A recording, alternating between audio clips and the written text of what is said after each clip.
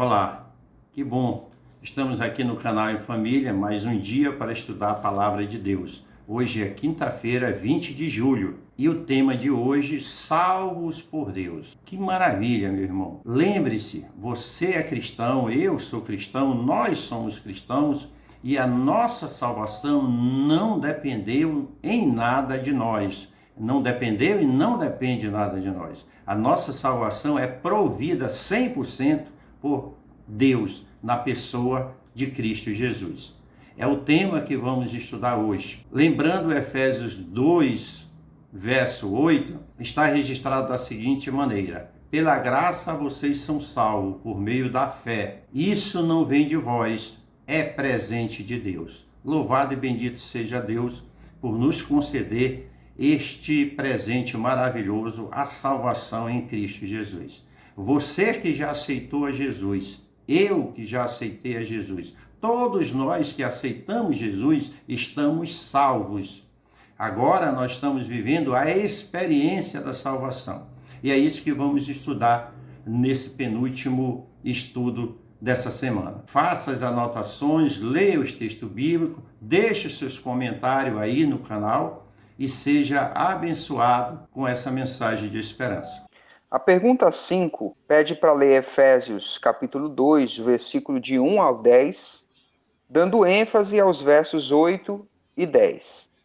E a pergunta é: que pontos Paulo destacou ao concluir a passagem? Efésios 2, verso 8 diz assim: porque pela graça vocês são salvos, mediante a fé. E isso não vem de vocês, é dom de Deus. Não de obras, para que ninguém se glorie. Verso 10: pois somos feituras dele, criados em Cristo Jesus para boas obras, as quais Deus de antemão preparou para que andássemos nelas. Então, a partir da leitura desses textos, podemos deixar como sugestão da pergunta a resposta que a salvação é uma obra divina, é um dom de Deus, um ato de graça. Mas no verso 10, para que não fique nenhuma dúvida, para que o ser humano não entenda essa graça de uma maneira leviana, ele diz que nós fomos salvos em Cristo Jesus, né? Somos feituras de Deus em Cristo Jesus para viver em boas obras, para praticar boas obras, tá? Então, podemos resumir dessa maneira: nós fomos salvos pelo ato de graça de Deus, um dom de Deus, para as boas obras. É por isso que aquele que roubava não rouba mais, aquele que furtava não furta mais, vive em novidade de vida. O autor vai trabalhar essa questão do nosso estado anterior. Se você acompanhar comigo a leitura do capítulo 2, versículo 1 de Efésios, ele diz assim: ele lhes deu vida quando vocês estavam mortos em suas transgressões e pecados. Então, se a gente entender que o salário do pecado é a morte, nós estávamos mortos antes de Deus, nós estávamos em pecado. E é disso que o autor vai trabalhar aqui nessa primeira parte da lição.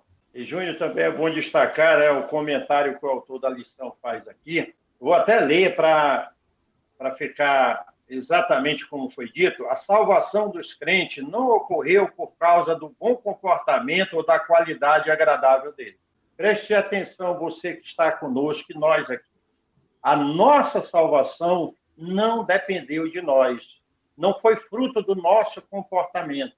Não foi e não é fruto do nosso comportamento. O texto que o João leu de Efésios 2, verso 1, mostra isso. Quando a raça humana estava no fundo do poço, e Paulo está escrevendo aos Efésios, mostrando essa realidade, Deus nos deu vida através de Cristo Jesus. Então, você e eu, meu irmão, minha irmã, a cada um de nós, somos salvos pela graça de Cristo, tão somente por essa graça. Interessante aqui, na quinta-feira, o autor ele coloca que nós estávamos mortos. E as pessoas podem perguntar assim, mas eu não estava morto. Então, em que sentido é isso aqui, né? Ele coloca que nós estávamos mortos espiritualmente. Não havia faísca de vida nem valor neles. Eram totalmente dominados pelo pecado. Então, nesse sentido, nós estávamos mortos. Não havia em nós, por nós mesmos, a necessidade de sair desse estado. Foi preciso a graça de Cristo nos alcançar, o Espírito Santo trabalhar na nossa vida para nos resgatar dessa condição. Alexandre não tinha, no caso, não tinha consciência, né? É como, digamos assim, usando uma expressão, é assim, imagina um porco dentro de um chiqueiro no lamaçal. E alguém querer dizer para ele que, ei, sai daí, porco, que aí é lama, tu pode te contar. Ele disse, não, aqui é meu lugar. Assim estávamos nós, né? O ser humano não tinha consciência do pecado. E Deus trouxe o plano da salvação, no qual o Espírito Santo vem para despertar no ser humano a necessidade de um Salvador, mostrar para ele que ele é pecador e que necessita de um Salvador. E o Salvador é Cristo. Então, quando ele fala mortos, ele fala nesse sentido também, né? Mortos espiritualmente. Sim. E também morto no sentido de que o caminho que nós estávamos traçando era de morte, realmente. Que o salário do pecado é a morte. Nos levaria à morte. Né? O autor vai trabalhar um paralelo, né, na história da nossa salvação com a própria história de Cristo. Quando nós estávamos perdidos, nós partimos da morte absoluta, da condenação, para a exaltação com Cristo Jesus. Nós tivemos acesso às regiões celestiais com Cristo Jesus. E, Júnior, e essa realidade, a lição trabalha da seguinte forma, que essa intervenção divina não é um fenômeno momentâneo. Deus não agiu em apenas um ato, mas é um plano que tem princípio, meio e fim, que se estende desde os tempos eternos até a eternidade futura, se pudermos traçar esse paralelo. Né? Então, ele diz aqui, falando da intervenção divina, tem poder de permanência real e durabilidade eterna, porque Deus pretende exibir sua graça para conosco em Cristo Jesus por toda a eternidade. Nós seremos testemunha da graça de Deus em Cristo Jesus por toda a eternidade. E isso é fantástico. Nós entendermos que, no momento, nós somos alvos da graça de Deus e que o seremos por toda a eternidade. Interessante essa reafirmação do autor, no final do estudo, de que não é sobre obras, não é sobre mérito pessoal.